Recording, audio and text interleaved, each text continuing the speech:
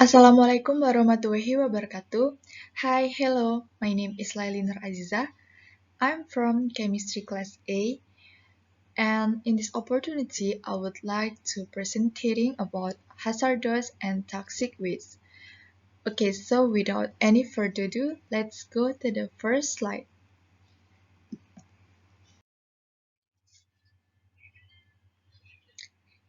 Okay,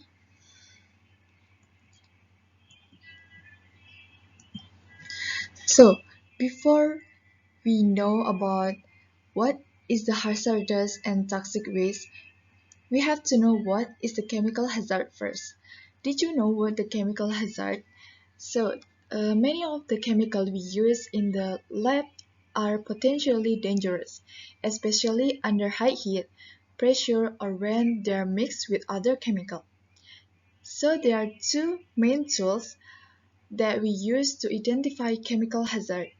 The first, safety data sheet, and second, chemical labels.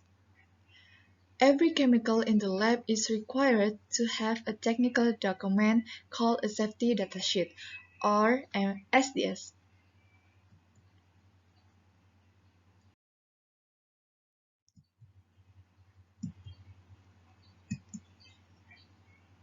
Okay, usually provided by the manufacturer. These are formally known as Material Safety Datasheet or MSDS. The safety datasheet is a one-stop shop to find out about a chemical's properties, hazard, and safety precaution. Know the location of the safety datasheets in your lab and review them before working with a chemical for the first time. GHS is an acronym for the Globally Harmonized System of Classification and Labeling of Chemicals. This new system provides an international standard format from safety datasheet. All SDS must now be organized into 16 sections.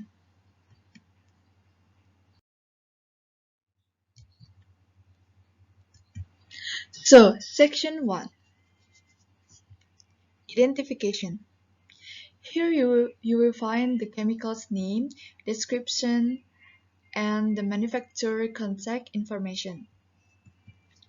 Section 2, hazard identification. This section lists signal words, warning, and safety symbols. Section 3, composition. Composition, a list of ingredients. Section 4, first and measures. What's the required treatment for a person who's been exposed?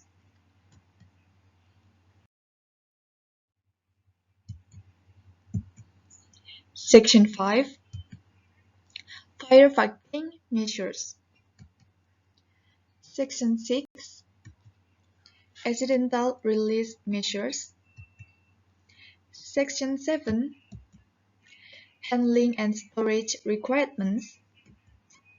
Section 8, exposure controls and personal protection.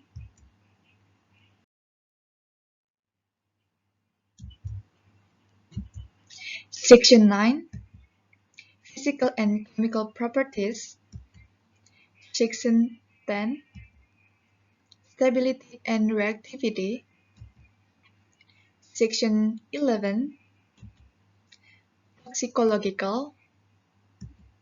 Section 12, ecological.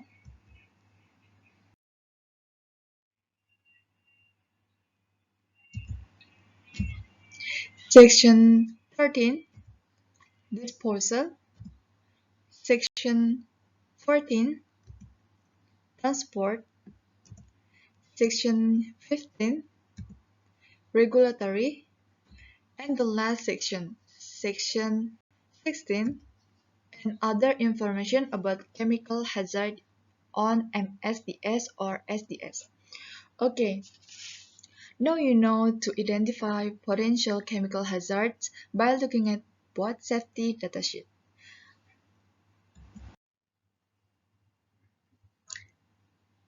Okay, then after we know about chemical hazard, for the next topic we will discuss about hazardous waste. Okay, these are capable of harming people and the environment, like for example acidic resins, arsenic, heavy metals, organic solvents, pesticides, and radioactive materials.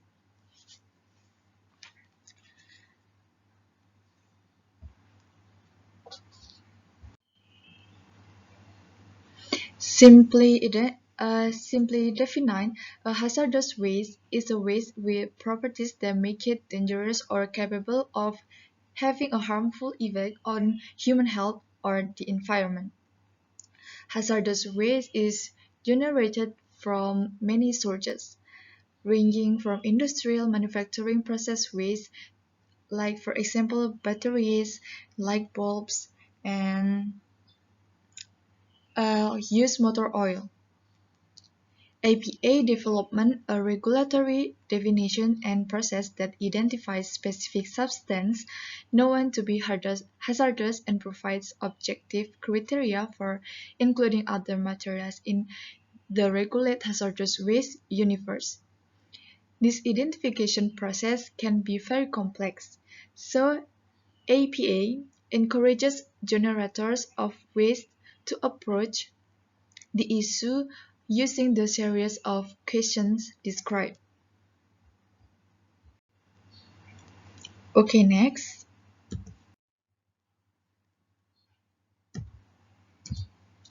Okay, so in this slide we will discuss about toxic waste. But do you know what is the difference about hazardous waste and toxic waste? Actually, we can divide the waste into three types. The first type is non-hazardous.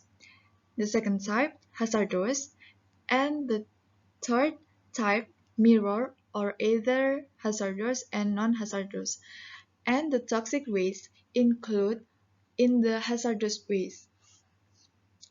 So the toxic waste. Toxic waste is waste materials that can cause death, injury, or birth defect to living creatures. It spreads quite easily and can contaminate lakes, rivers, and the atmosphere.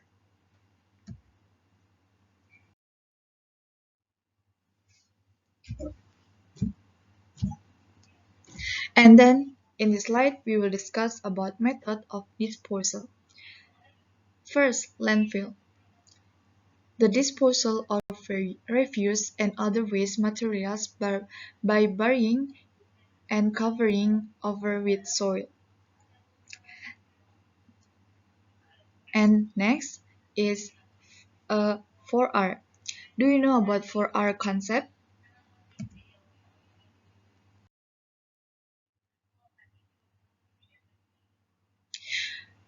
Okay, before we discuss about 4R concept, government policies stabilize solid waste processing with the 4R concept.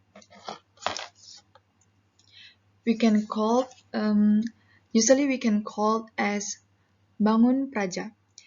The implementation of the civil service program is the monitoring and evaluation of institutional management and responsiveness, physical and innovation aspects carried out by the city or district government, based on the criteria and indicators that have been set.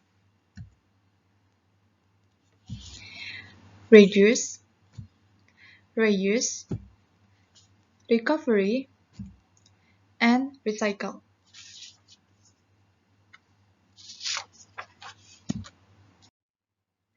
So reduce. The example of reduce we can do is buy food with less packaging.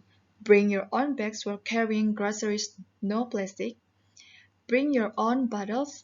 If using plastic, uh, you have to use photodegradable or biodegradable.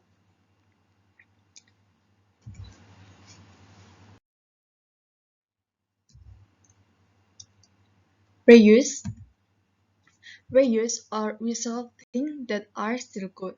Some areas provide money to return bottle for refilling.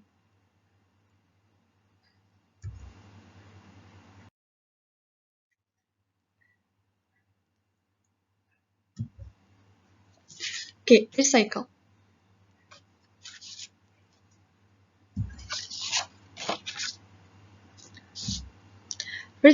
Recycle is a research recovery practice that refers to the collection and reuse of waste materials such as empty beverage containers.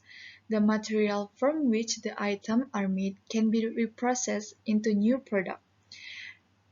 We can get the benefit recycle. We can save waters, energy, raw material, and land space. Okay, maybe that's all for me. Thank you for listening my presentation.